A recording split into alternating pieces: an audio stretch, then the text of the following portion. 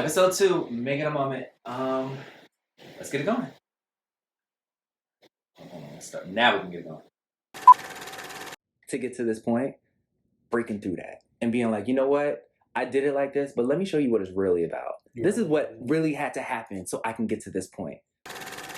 So, episode 1's done. I feel like, all right, well, we got our rhythm going. Now, we have to establish our why. It's important to me in life and just in any conversation to establish like your why. Like, why are you doing what you're doing? Like, you can wander aimlessly through life and your career and everything, but I've never been like a legit wanderer. I always had a plan and I always had a purpose behind everything that I do and an intention behind everybody that I work with, all the projects that I get involved with and the people I align myself with. And I made a promise a long time ago to work with specifically Black, gay, and queer creators because I feel like as a community and as artists, we're undervalued, but we're overexposed, but never given our proper rights to when our proper just due when it comes to. Excuse me, I'm going to drink. This is going to be a thing too.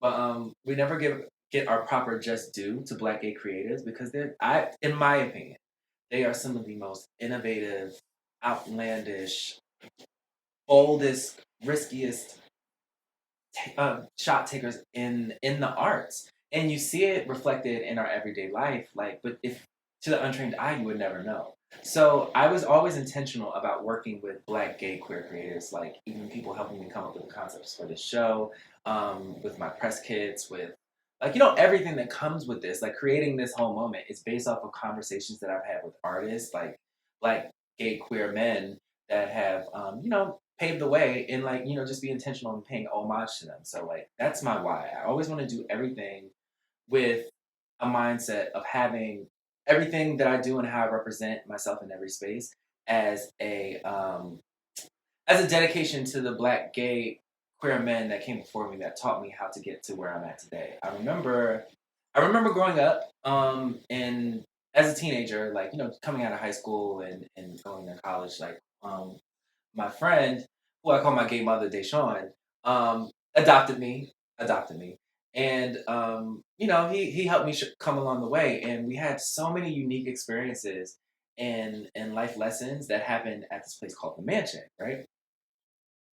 But it was such a place that like if you were never there, then you wouldn't understand like the kind of conversations and the connections that we had. They were unique experiences that you couldn't get anywhere else. It's where everybody came in and just let their guard down and they let themselves be their unfiltered, authentic self. And we just had so many unique stories and experiences that we shared with each other. And it was such a if you know type thing, right? So I always kept that in the back of my head, like with every project that I did. Like I want to be a great representation of the black gay men and black gay queer men who have come before me that taught the lessons that I need to know. Because I could have easily went left and like life off the rails and not have my stuff together or have any of these purposeful purposeful lessons that they instilled in me to always carry with me, even if they're close or far away. And I was always intentional about like, when I get to this certain point, I want to do that same thing. Because at some point, that's going to be you. And you always have to make sure that you give back the lessons and the blessings that you get to people who are trying to find the same way so the road can be a little bit easier. I'm always intentional about that. And that's my why. And as I get older, my why, like personally, gets redefined and it's as I grow as a person, as I grow as a man, as I grow as a black gay man, but that's always the intention behind everything that I do, to make sure that like once I get to a certain point, whether it's up here or down here or do whatever, like just instill a lesson and make sure that you always pay it back forward to someone who's coming after you, so it's a little bit easier for the next person because you never know what lesson that person might need in that moment.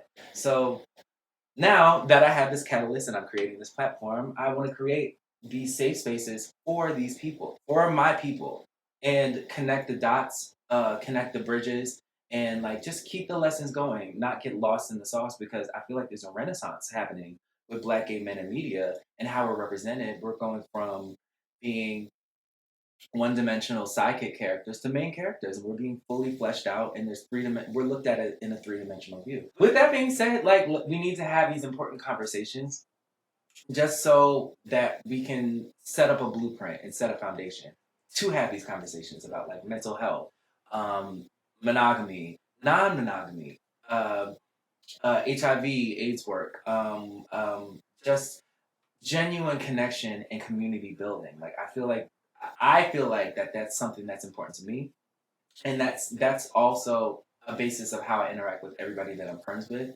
the people that I make connections with, and the message that I want to pass along to the next generation. So that's my why. Like I'm just discovering my why, and it's going to expand as I talk to more people. I'm excited about having these conversations with the guests that I have coming up. Yeah. But so let's have a drink to that because I know that's right. But and that's the moment. This is what really had to happen so I can get to this point.